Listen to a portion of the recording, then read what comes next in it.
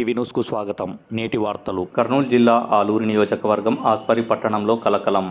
ఒక పాడుపడ్డ ఇంటి వద్ద రక్తపు మడుగులు. విషయం తెలుసుకున్న పోలీసులు ఘటనా స్థలానికి చేరుకుని చుట్టుపక్కల ప్రాంతాలను పరిశీలించారు. మనిషికి సంబంధించిన ఎటువంటి ఆనవాలు దొరకనందువల్ల రంగంలోకి డాగ్ స్క్వాడ్ దింపారు. ఈ రక్తపు మడుగులు మనిషివా లేక జంతువువా అనే విచారణ చేపట్టారు. ఎన్టీవీ న్యూస్తో రిపోర్టర్ సాయి బేష్.